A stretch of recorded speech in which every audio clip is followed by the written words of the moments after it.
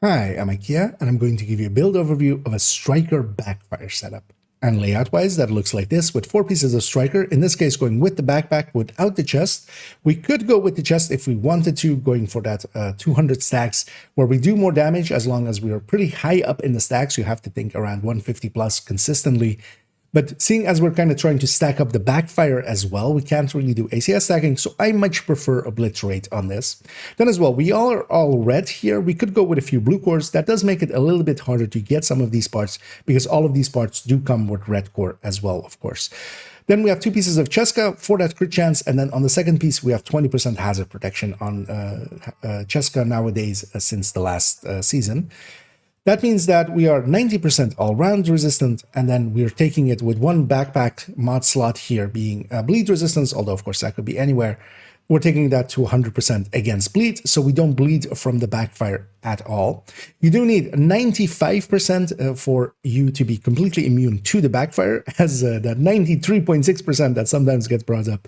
That's really only for enemy sources, and the backfire at worst is a frenemy. And on its build picture, which will be linked in the comments and in the description, we see that it is all hazard protections for those blue minor attributes that we saw, of course, that mod slot being a bleed resistance there. Then for the red minor attributes, we're going with one crit chance roll, and the rest can all be crit damages, in this case 3 other crit damages. That lands us on this perfect 60. We're exactly at 60 with the backfire here.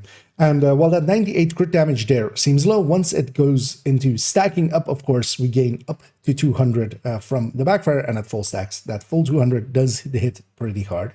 That is, of course, also kind of the downside of this. We're taking a stacking build and adding even more stacking to it. It does feel weak starting out and kind of strong once you get it going, but getting it going does take a minute. Then as well, we can go with the Striker chest, as we were kind of discussing. That way, we'll just swap in a different piece of Cheska in one of the slots here with the mask. At 100 stacks, and the Striker is fully stacked to 200, it does hit pretty hard, but we can't really stack with an ACS in this case. We do need to do it kind of with the with the backfire, and that is kind of hard to do in general play. That's why I much prefer this Obliterate. And of course, the strength of this is that we are 90% hazard protected all round and 100% against bleed, meaning that going up against enemies with special ammo or such, any hazard protection that isn't bleed will just be a short blip, and bleed itself is fully negated also from the enemy, meaning that we can kind of deal with some of the special ammo or things like, of course, last season's Master of None a lot more easily.